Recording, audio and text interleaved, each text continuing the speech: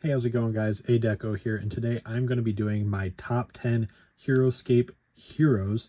I've gone through everything that I have. I don't have everything, but I probably have 90 to 95% of all released Heroscape stuff.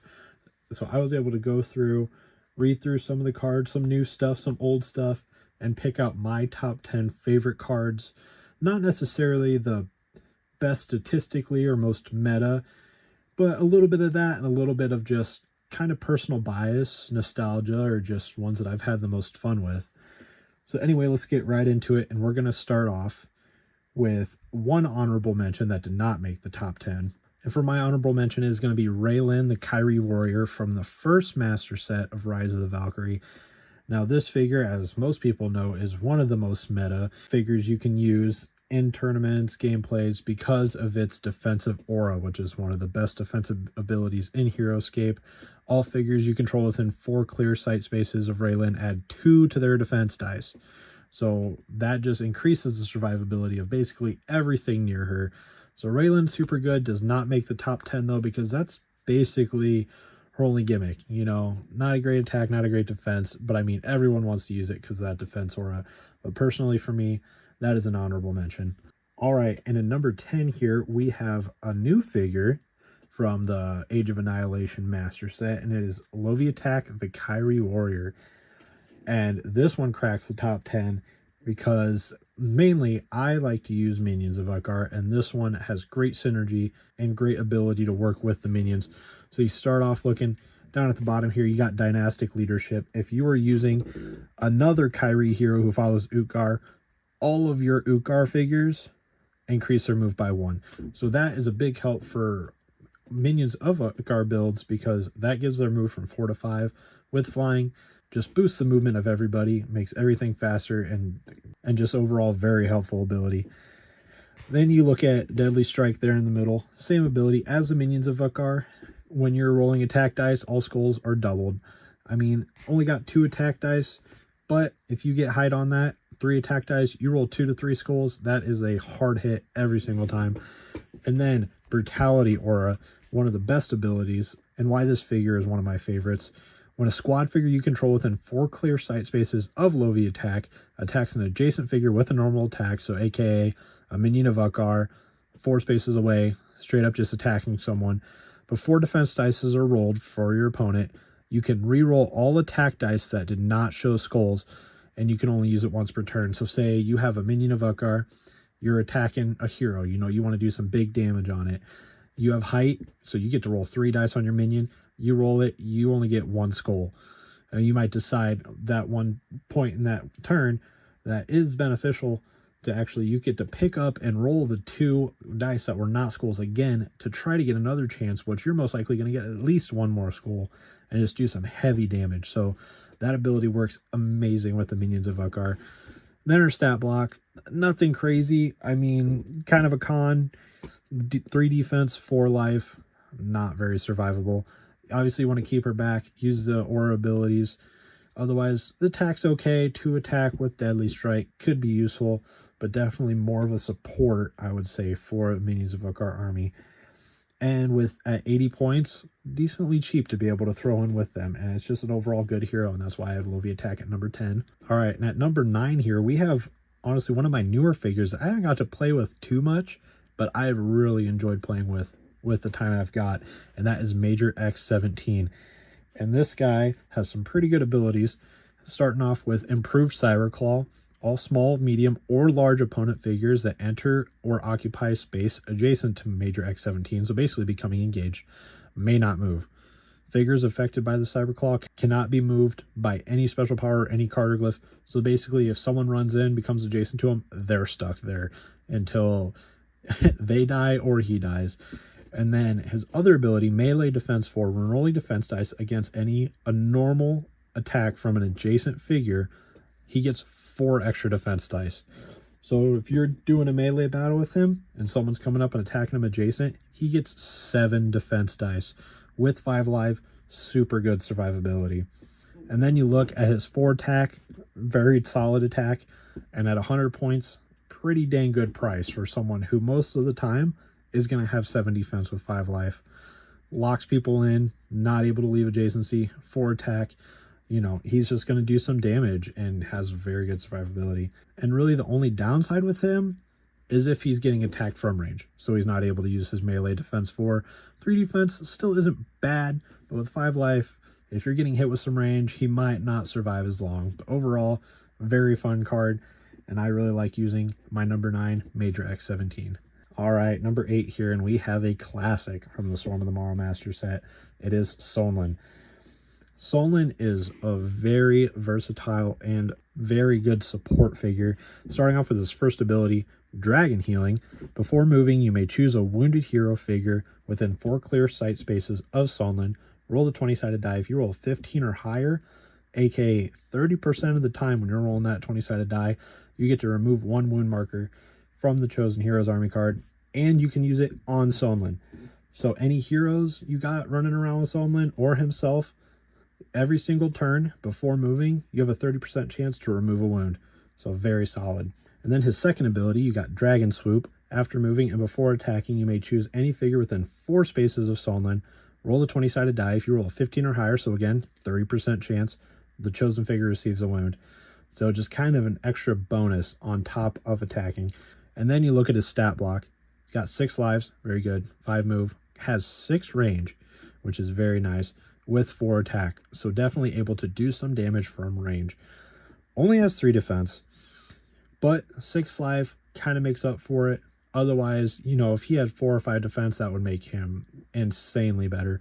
But otherwise, besides that, 160 points, a little expensive, but overall, most of the time he's going to be worth that, and he's very fun to use, and that's why I have Sonlin at my number 8 spot. All right, number 7 here, we're going all the way back again to the first master set of Rise of the Valkyrie. We have Savaris, absolute classic.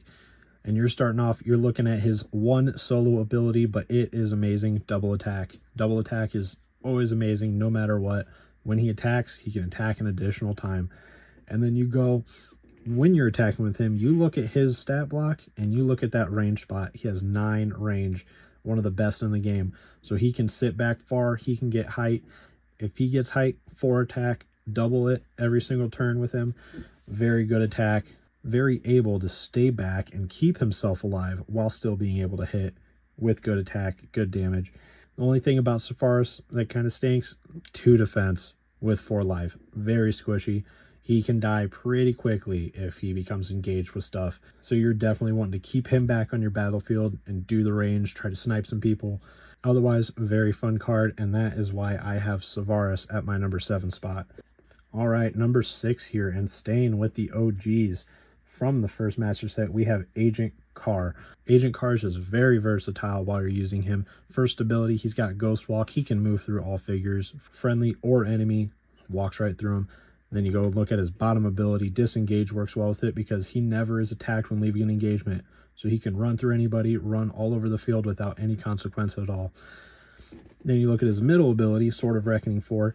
If he's attacking an adjacent figure, so if he runs up and he's attacking with melee, he gets 4 extra attack dice, bringing him to 6 attack for melee attack, which is super good. Otherwise, if you're not wanting to use melee, he has 6 range. So he basically has the best of both, where he can be a very good melee, or you can have some good range and get some height with him. You can have 3 defense. Overall survivability is not bad. 4 defense, 4 life. 4 life kind of stinks, but it's not too bad being able to run away from engagements, stay alive, attack with some range. And at 100 points, that's pretty good value for a figure that can do some damage like Agent Carr, and that is why he is at my number 6 spot. All right, and going back to the Vidar Solborgs, at my number 5 spot, we have Major Q9. Major Q9 is a super powerful figure when you look at his ability.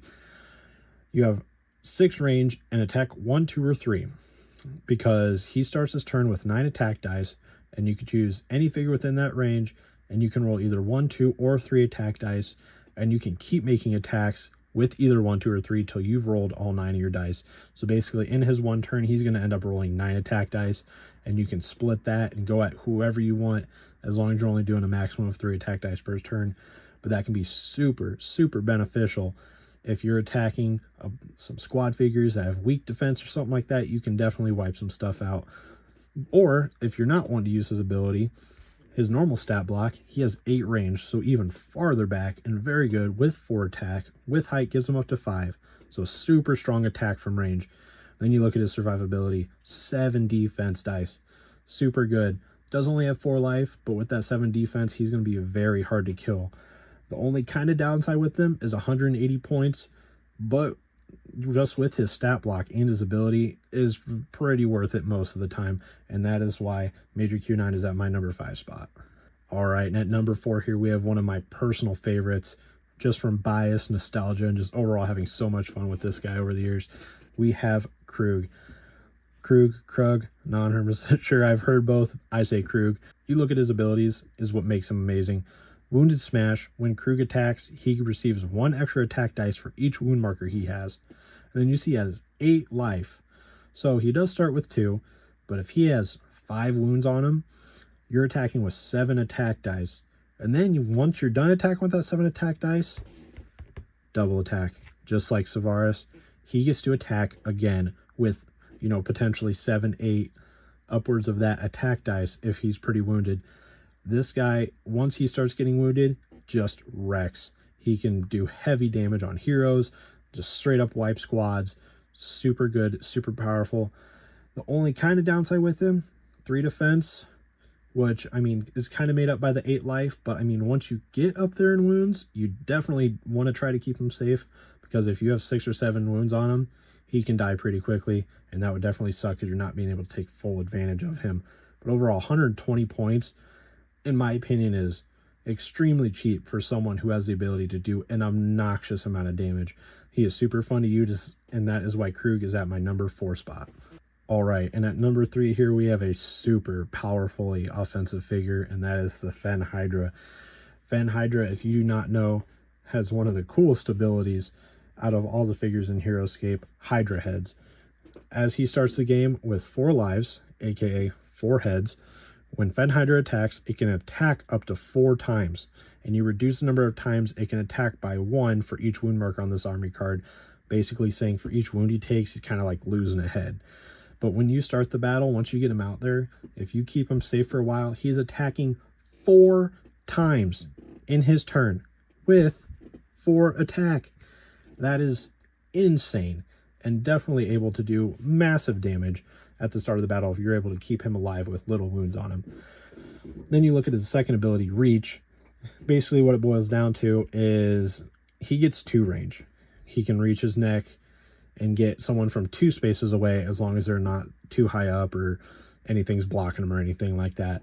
And then you look at his stat block, 4 life, understandable because of the 4 heads, 5 move with Slither, so he doesn't have to stop in water.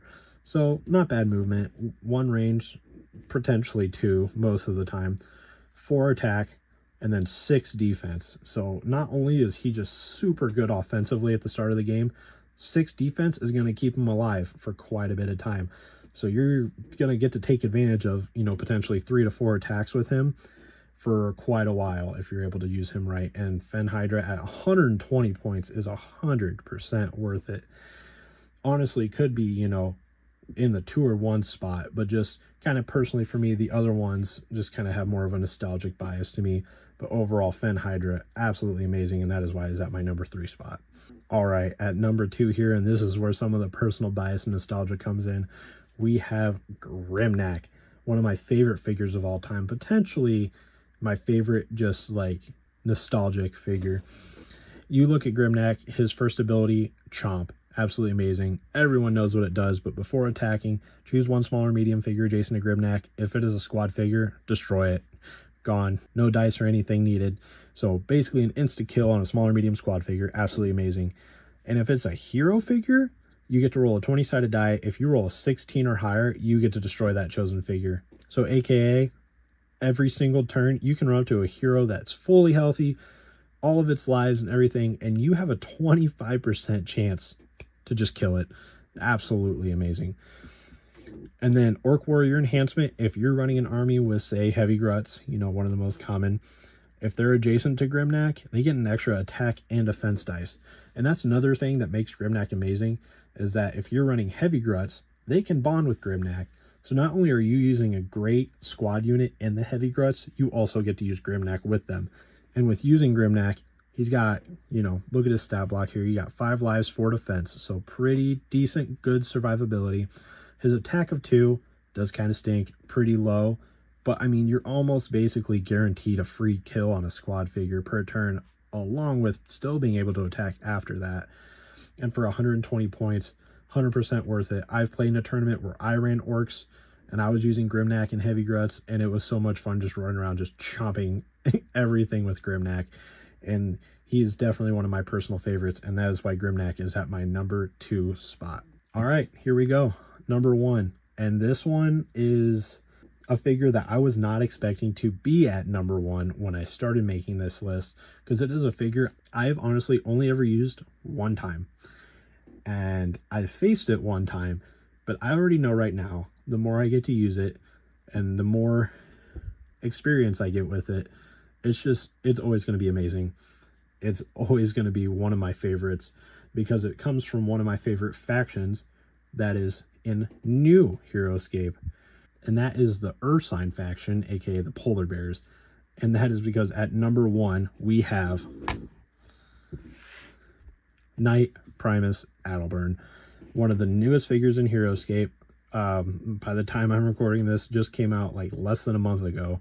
I just got him a couple weeks ago. I just made a video unboxing him, and I absolutely love everything about this figure.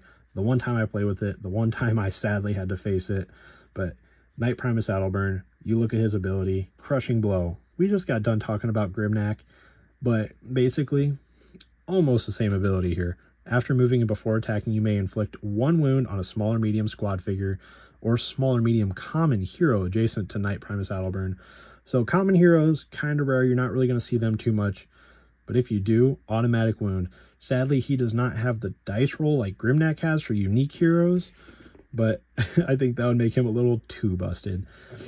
And then after just looking at his one amazing ability, you look at this stat block, and this is one of my favorite stat blocks I've ever seen. He has 8 life. The dude is going to be alive forever. You look at his 3 defense and be like, oh, he's kind of squishy, but 3 defense is pretty middle of the road, pretty average, but then 8 life. Even if you get up to him and you can do 1 or 2 wounds on him, he's still got like 6 lives left. He's going to stay alive forever. And getting to him is going to be the problem, because if he gets to you first, if you're running squads, he's killing 1, and he still gets to attack with 5 attack dice. So unlike Grimnack, who after chomping only has 2 attack dice, he has 5. So most likely, he's going to end up killing 2 things in 1 turn easily. And not only that, he bonds with the Polar Bear squad from the Master set, which are already an amazing squad in themselves. So not only do you get to not just run him, you get to run the squad with him all in 1 turn. It is absolutely amazing. 150 points may seem kind of high, but 100% worth it. The one time I faced him, I think I talked about it in my opening video, absolutely wrecked me. I was using squads of Omnicron snipers, and I didn't even lay 1 single wound on him. They rushed me so fast, I wasn't able to get height. They got me in adjacency, and Knight Primus Adelburn, every single turn was killing 2 figures easily. So he is one of my new favorite, and I'm having him at number 1 because I think I'm personally going to grow super attached to this figure, and I'm going to enjoy using this faction with the bonding and this figure so much in the future here. And as of right now, I'm going to have Knight Primus Adelburn as my number 1 favorite Heroscape hero. All right, guys, thank you so much for watching my top 10 Heroscape heroes. This was super fun to make, and I've always, as soon as I started making videos, I knew I was going to want to do top 10s, and I know for sure my next video is actually going to be my top 10 favorite squads. I'm already working on it. I already have it listed out, and that one will be coming soon after this one. So thank you guys so much. If you watched this whole way through, I hope you enjoyed it. I really appreciate it. I'm having so much fun making videos about my favorite game of all time, Heroscape. But that is all, guys. So see you in the next one.